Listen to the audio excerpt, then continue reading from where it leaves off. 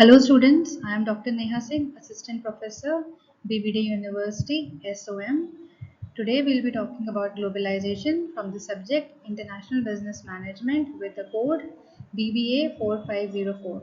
Now let's go to the topic that we will be discussing today, that is globalization. So when we talk about globalization, it is a term used to describe how trade and technology have made the world into a more connected and interdependent place. When we talk about globalization, it also ensures that the world has made into a one big market. As we can see that after liberalization in 1991, the term globalization, liberalization and privatization came into focus. So globalization shows how the world has shrunk and how people, goods and information can be moved easily around the world. The best examples of such are McDonald's, KFC's, cars, Pepsi's, beverage industries, Facebook and social media apps. Globalization means integrating the economy of a country with the whole world. On 24th July 1991, the then Finance Minister Dr. Manmohan Singh introduced this new concept so that our economy became an open economy and we started trading with different countries all over the world. Globalization refers to growing economic interdependence among countries in the world with regard to technology, capital, information, goods, services, etc.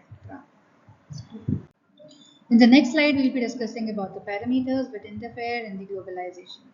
As we can see that globalization means free movement of capital goods, technology, idea, people between different parts of the country. We need to talk about the parameters which interfere in globalization.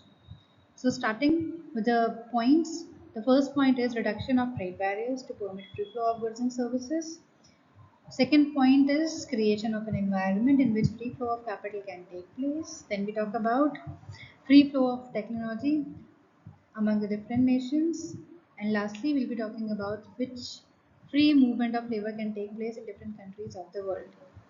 Has dominance over the other countries which are not doing as good as the company which is having monopoly over the other countries. The next point is political unrest. We can see that due to terrorism and due to other reasons, there is political risk and instability.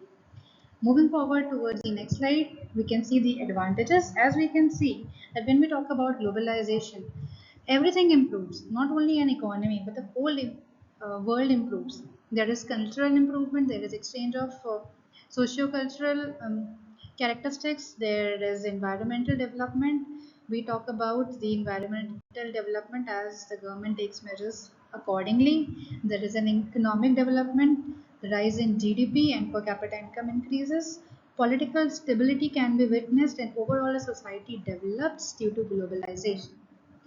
Now we need to discuss about the advantages and disadvantages. In this slide, we'll be talking about the advantages of globalization.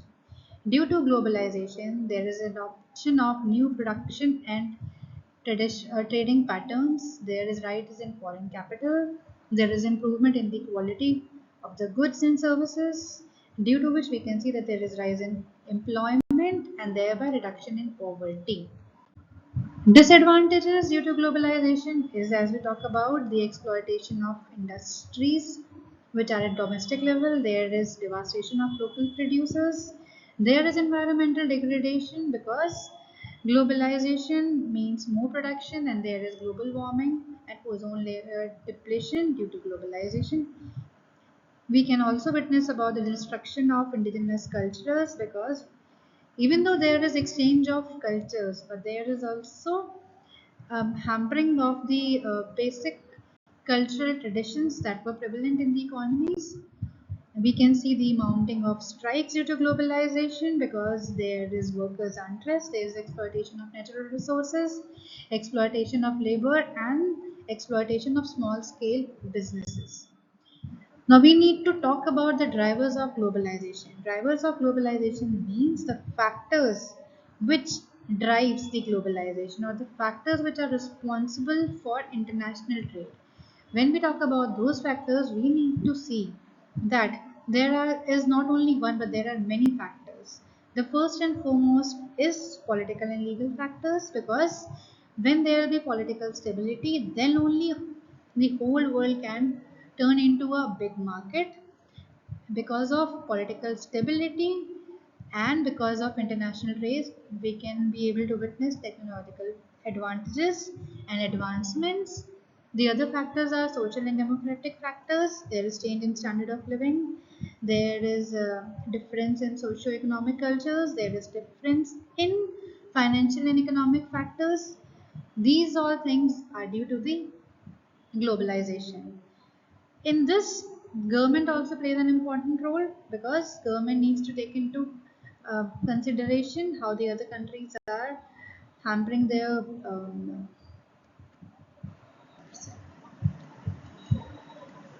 fuel. Discussing in detail about the drivers of globalization, as we have seen in the previous slide, that there are certain major factors or the drivers of globalizations. So we'll be discussing about them in detail in this slide.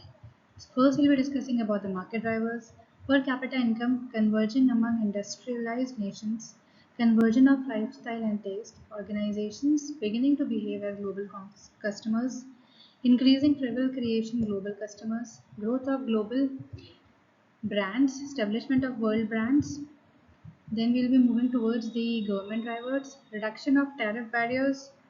After reduction of the tariff barriers, we can talk about, as we have seen that reduction of tariff barriers, reduction of non-tariff barriers, we can also talk about creation of blocks, privatization in previously state dominated economies, increasing participation of many countries at the global level. Then we'll be moving towards the cost drivers, continuing push for economies of scale, accelerating technological innovations, advances in transportation, that is emergence of newly industrialized countries with productive capability and low labor cost, increasing cost of production development relative to market life.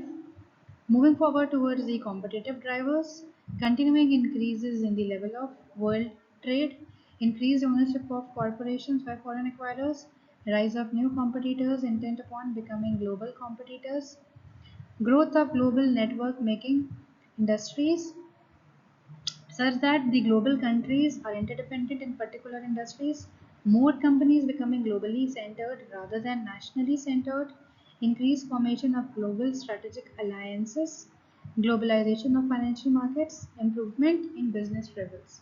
Now we also need to focus about the other factors, the other four major drivers which support the process of globalization by setting common standards about how to undertake commercial activities.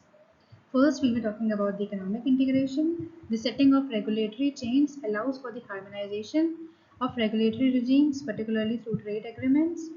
Production, the setting of global value chains, particularly through offshoring and manufacturing clusters, allows for network forms of global production. Then we move forward towards transportation. The setting of transport chain supporters by containerization enables the potential to move large quantities of goods over long distances. Lastly, transactions, the setting of information chain through information and communication technologies allow investment and capital to be transferred. With this, we were able to see the major factors which is facilitating the globalization through setting of standards that improve the foreign trade. So we would like to conclude with the drivers of globalization with this slide.